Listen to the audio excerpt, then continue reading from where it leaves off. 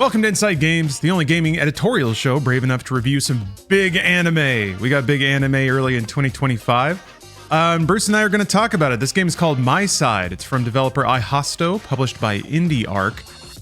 Very indie game here, but also very, what's the word? It's ambitious in a lot of interesting ways and also nails a lot of game design that's kind of uncommon for indie horror. I've finished the game.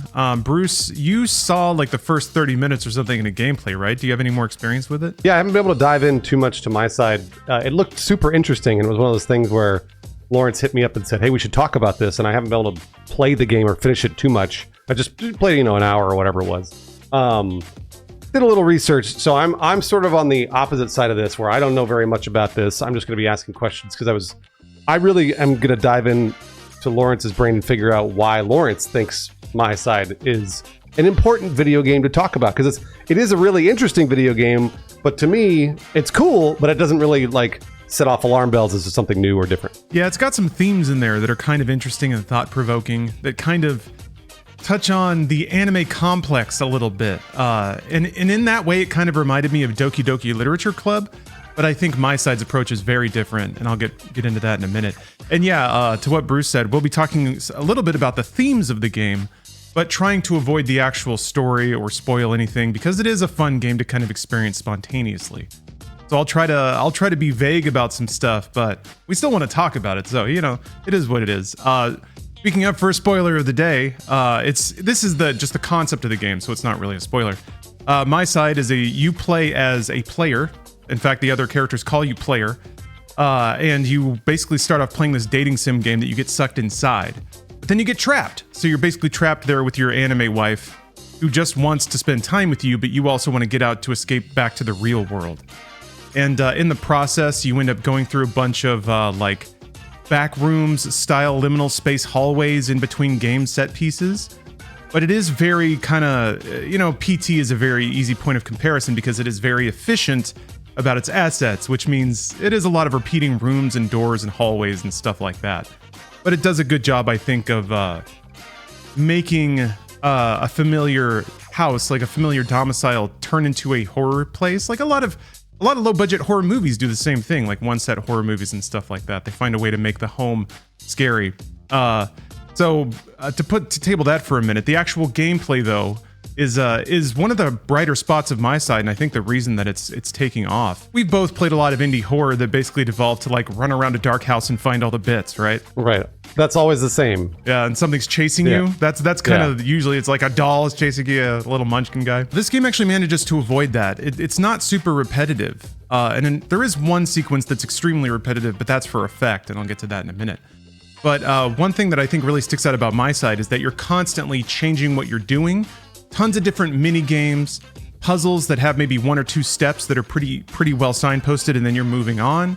You're going into new environments, you're going through these transitional areas that put you in a new version of the apartment that you've already seen, but all the while little bits are changing here and there. What the game's asking you to do always changes as well. So it's a world apart from about 10 years ago when we had a ton of indie horror that was like, go find 5 candles, and they'd just be like randomly hidden around a house.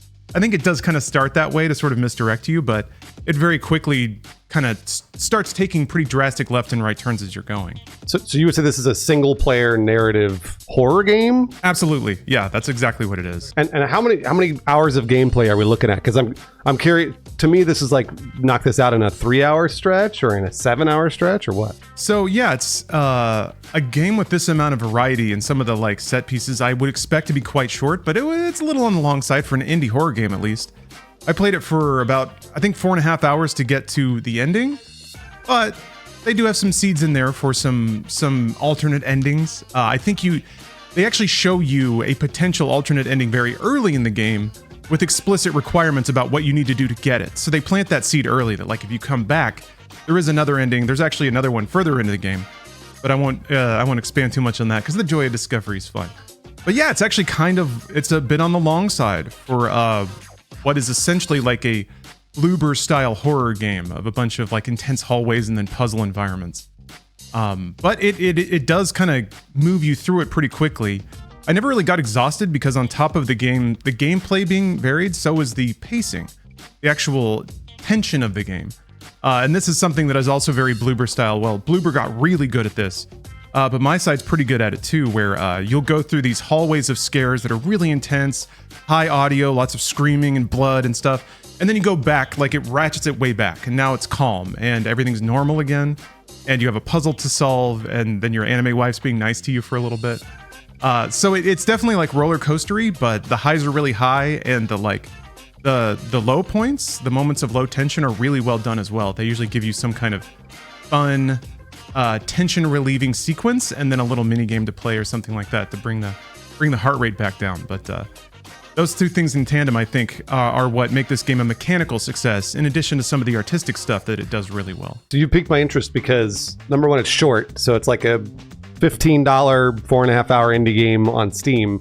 And number two, like I said, it's indie. So that's, I think there's a lot of these games on Steam and, you know, obviously on console, but more so on Steam, that are, I want to say, like almost like tests for actual AAA video games. Like these developers they're gonna probably get better and better. They're going to end up, like you said, like Bloober Team is a perfect example of. Bloober Team made a horror game, few horror games that were really good, and so then Konami went out and got them and said, "Hey, we want you to make a AAA style horror game that you know how to do." And I like that because I think that's kind of where these developers are headed. When they make a really cool short narrative game, then it's like almost like a test for the larger, $200 million budgets that eventually might get thrown at them. Yeah, I think so too. I think MiSide is it's a great showcase of a proper understanding of how to construct these games and not make them too laborious or repetitive. Yeah, and there's tons of mini games just tucked into the periphery too. I think the developers just like made a ton of like wacky games and then decided how to fit them into the game. Some of them are just like in arcade cabinets you can find. And there's another one that's just kind of buried in a terminal at the end of the game. So it's pretty clear the developers had a bunch of like they just had a bunch of toys to play with and then figured out how to work them into a game. But let's move on to discussion of the themes, because in the vein of Doki Doki Literature Club, I tend to I think a game has to be well made, but also it has to speak to people in some way for it to kind of burst out of, the hundreds of thousands of indie horror games out there. And MiSide has some interesting things to say, sort of, in a very anime way. It presents some interesting ideas through some dialogue or some characters, but doesn't really provide a whole lot of conclusive discussion about those ideas. But I think one of the more interesting things that I think is that when you have a game that's about anime culture, or about maybe even shut-in culture, because the game is about a dude who's playing a dating app, right?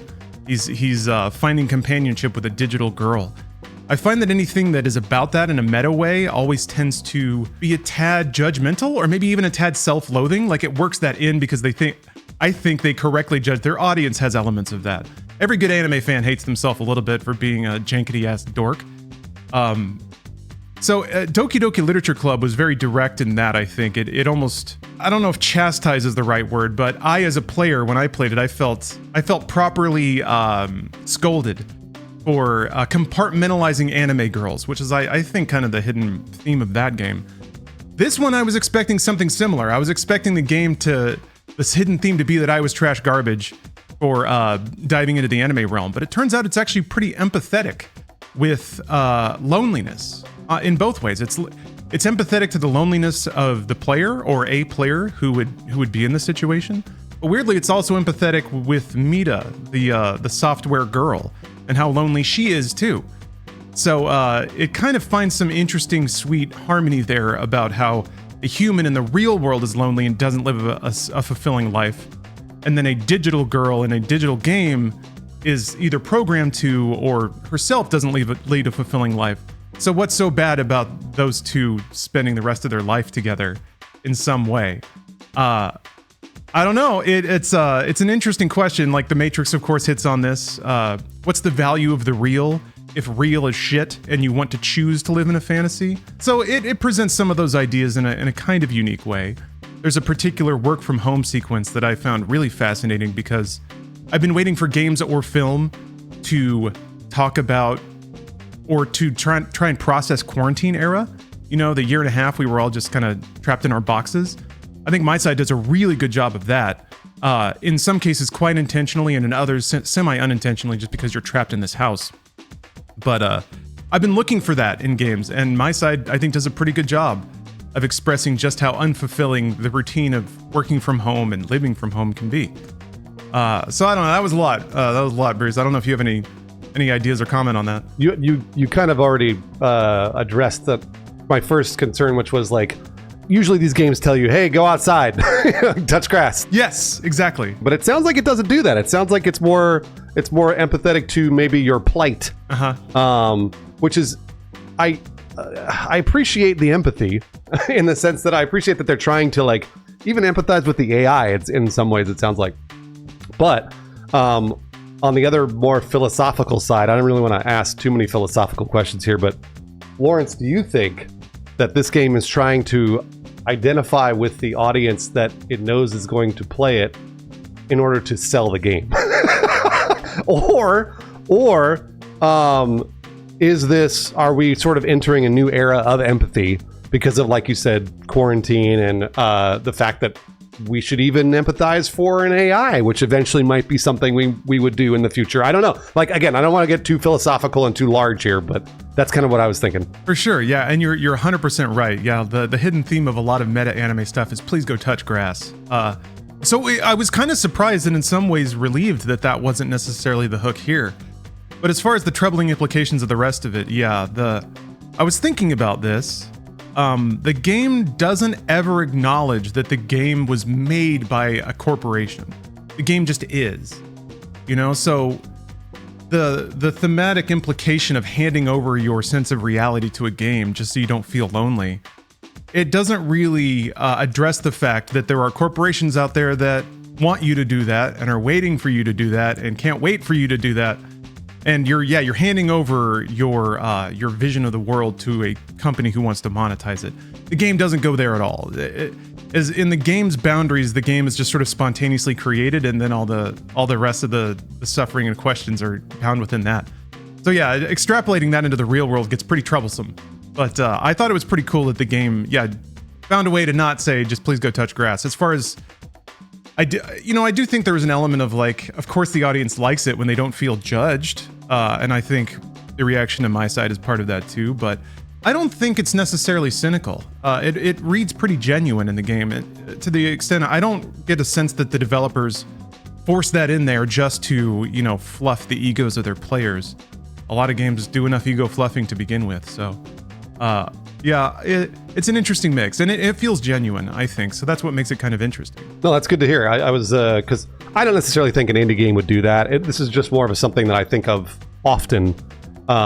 Just the other day, you said something, you didn't even realize I registered it, but you said something about how, like, grinding your dailies in a video game. And when I heard that phrase, I was like, oh my gosh, how sad is that? Like, how sad is that we have to sit here and be like, we have to go and play a video game. Like, we have to force ourselves to play a video game to do a daily or something, like in a free-to-play game, which, by the way, is you're just grinding it out for a corporation at that point. Like, you're going to play Marvel Rivals or whatever, and that's just for netties. So to me, MiSide, again, these themes aren't necessarily hitting on that. This sounds to me like a very genuine take on all that stuff, but also something to think about. Be careful the more you sort of dive into a video game taking over your life and becoming a chore. I think that links back to a lot of the themes that are sort of hinted at in the game, which is that what's so bad about that if you're not getting any sense of accomplishment in the real world, but you can log into a game and have a bar fill up, and if it makes you happy, who cares about the rest of it? Except that if they start manipulating your behavior because you want the bar to fill up, which is where it obviously goes. But yeah, I agree. There's a lot of grind. There's again, that work from home sequence, I think, does a really good job of making you feel how pointless the grind is. But it's doing it representing real life work. Yeah, it's a hell of a thing, and I'm glad that games are starting to like approach this or make you feel that way. I guess Stanley Parable had elements of that too, of making you play through a game to make you feel the aspects of the game design or the game theme. But I guess to round off the rest of the elements of MiSide here, the graphics and sound, they're all really expertly done for, again, what is an indie project with pretty limited capacity. The sound has really good voice acting. There's a Japanese voice actress that does Mita. the various metas. There's a few of them out there, but she does a really good job of sort of slipping into the archetype of whatever version of that character she's in at the moment. The ambient audio is really good too. Lots of sort of unsettling, grinding, thrumming sounds. Even some echoes, pun partially intended, of Silent Hill, where you can hear this like industrial thrumming in the distance as you sort of like regress down into the bizarre video game sub-reality. Things get weirder and they sound appropriately weirder too, which does a really good job of setting the environment. And then yeah, the graphics are really efficient. I like how surrealistic it instantly makes everything that it's snowing inside all the time. That's a pretty cool take. It is a lot of the same rooms and hallways, but they do a really good job of permuting things here and there that are always very visible to make it always seem like things are just subtly changing. So that makes the same assets seem pretty fresh over and over. And like I've been hinting at, there are some really cool sort of back rooms, liminal spaces that you go through in the game that just saying that out loud doesn't spoil it. Like seeing it is the real impact, and they do a really good job of making some cool spots that make it feel like you are wandering through a video game dream. So yeah, just really efficient use of assets, some surprising or some really refreshing game design. The fact that everything is nearly one and done. It's like boom there, boom there, boom there. Nothing but the best ideas, start to finish. You can't really ask for a better package when it comes to indie horror. It's well made. It doesn't overstay any of its gameplay loops with a lot of pointless fetching, and it leaves you with some interesting thoughts for the road. So I recommend it to fans of indie horror. The anime flavor is what I think might drive some people away or attract some people to it. But at least it incorporates that into its themes and stuff too. I mean, you honestly, Lawrence, you kind of hit on something that's it's kind of blowing up on Steam. It's like $15. It's super cheap, but again, it's got 55,000 overwhelmingly positive reviews. So it is clearly sort of, there's a groundswell for MiSide, which is interesting too, because I've not seen too many of my friends playing it, other than you and a couple other people gave it a shot. But maybe it's because it's so short, and you can just knock it out in a stream, or you can sit down and play it in a 4-hour stretch. But I love to hear that it doesn't overstay its welcome. I love video games and movies and television that don't do that. That's one of my favorite things. Is my number one complaint with almost everything is that it's too long. And this is awesome to hear. Great. Well, yeah, I just wanted to kind of wrap it back around to the style of video. I just wanted to, in 2025, I want to do more critical discussion of games, and Bruce, you're a great partner for that. So thank you for listening to me rant about MiSide, and thank you, audience, for listening to our co-review of MiSide. Stay tuned for more brave gaming from Inside Games.